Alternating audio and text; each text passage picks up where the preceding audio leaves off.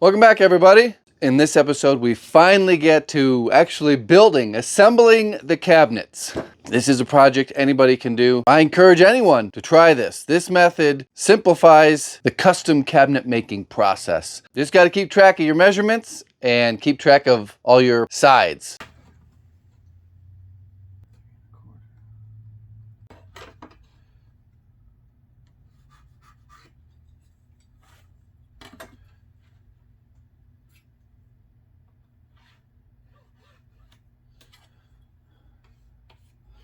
Got to cut out my two bottom sides of the cabinet with the toe kick. Starting to use these Harbor Freight shipping blankets to protect the finish on the cabinets because I can't just flip it to the other side if I screw something up. I need to get that adapter to adapt this jigsaw to the new lithium batteries.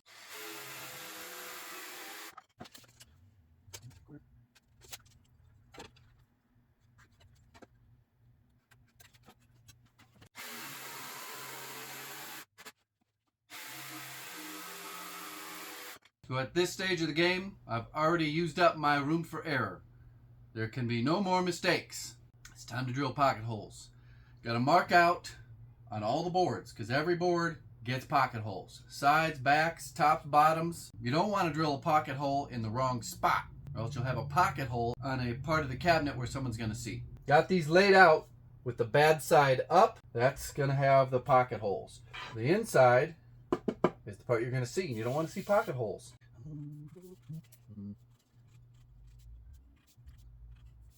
Label this front.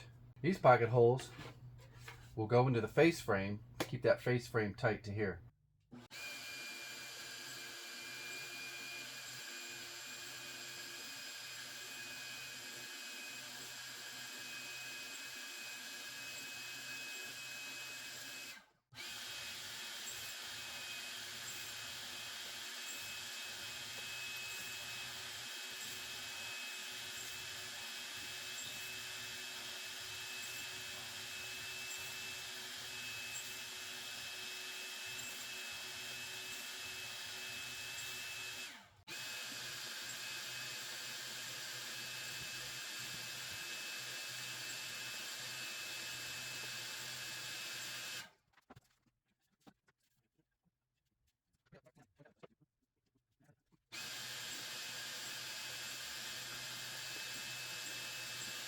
So this is how the cabinet goes together here. Screws go in the back. You'll never see them. Wanted to point out there's a couple different styles of clamps that Craig sells for pocket holes. I'm going to use this one just barely clamped in. Let it swing down a little bit to hold it in place while I get my other clamps and kind of clamp it together. So it works much better. Don't need this one anymore. These are what pocket hole screws look like. Got a nice big fat head on them. They grab the hole there. We're going to want to suck this board backwards. So it's going to shift like this. So you just get this tapped forward just a teensy weensy little bit. And it'll suck it right into place. Perfect. Perfectly flush. So I'm just going to go 1, 2, 3, pull the clamps off and fill in the rest.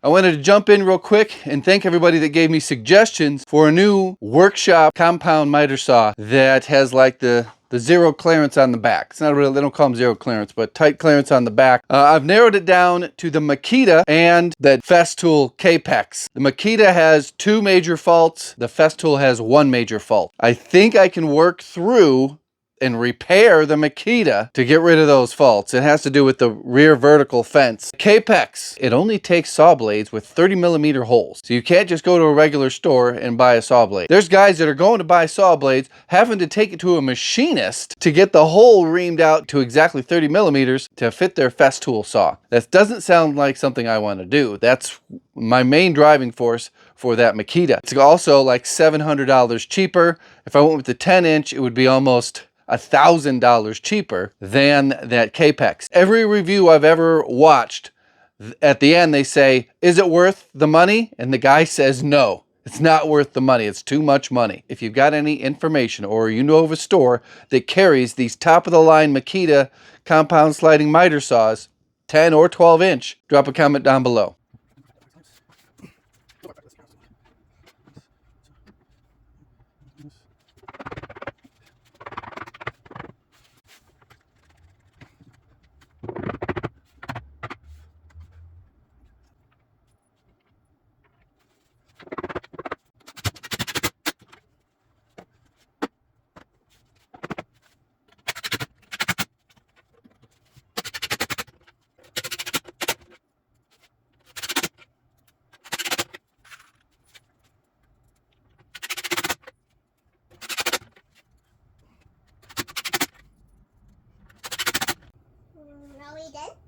Are we done?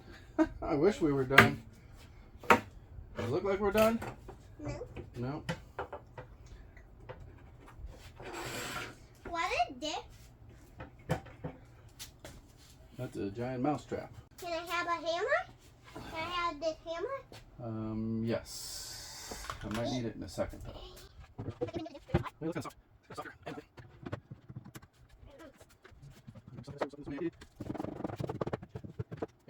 Please, every time.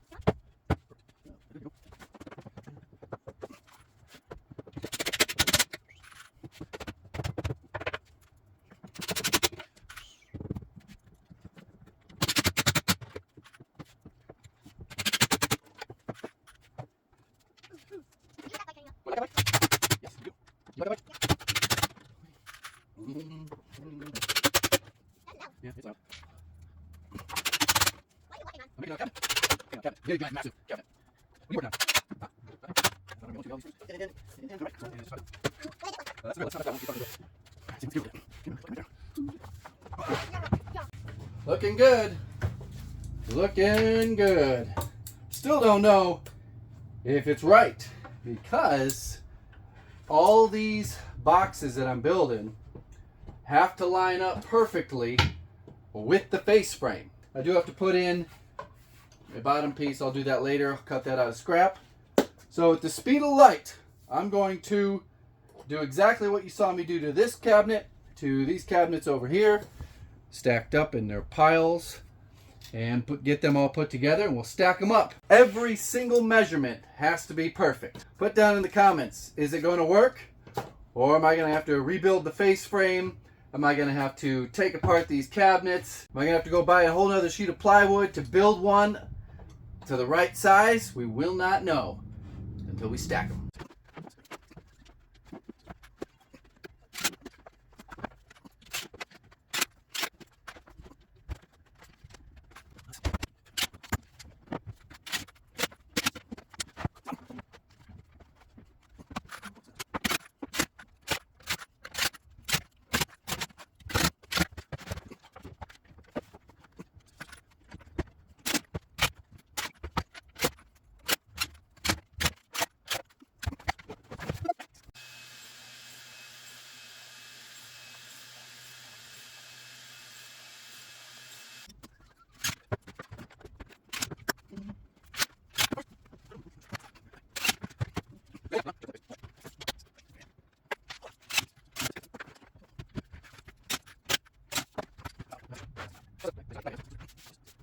Hey everybody, it's the moment of truth. Got to find a spot in the workshop where this will fit, because it's got to fit between the rafters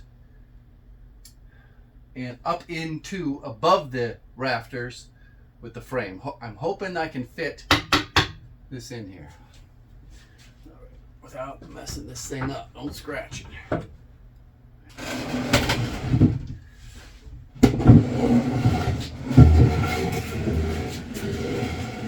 weight of all this cabinet is transferred to the floor by the side pieces. These little bottom shelves here won't hold much. The shelves and everything, all the weight is on the sides, gets transferred to the floor. Moment of truth. You can't handle the truth. Funny thing is, most people can't. Most people can't handle the handyman truth. All right, we got B's and T's, but does it really matter where the T and the B go? Possibly. This can get flipped around if I see something I don't like. Even the middle can get flipped around if I see something I don't like. I'm going to put the B up. We've got 39 inches. We got 37 and a quarter. Remember that infamous 37 and a quarter? It's actually 37 and an eighth.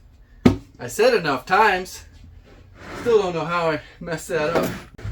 This sucker's heavy. This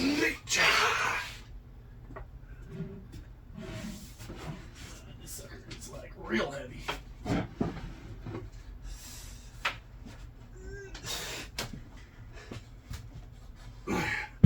Oh, don't go over. Whoo! Pinched my hands.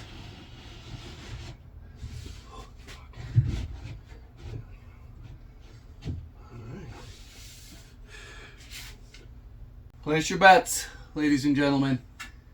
Well, one, can I even get this in here? And did I mess it up? Let me explain what I mean by messing it up. This here is exactly 1.5 inches. This here is exactly 1.5 inches. This here is exactly 1.5 inches. This here is exactly 1.5 inches. These cross pieces all have to line up perfectly with no margin for error. Zero, they're the exact measurement. Can the handyman pull it off inside of this handyman workshop? Drum roll! Oh. How did you f that up? God!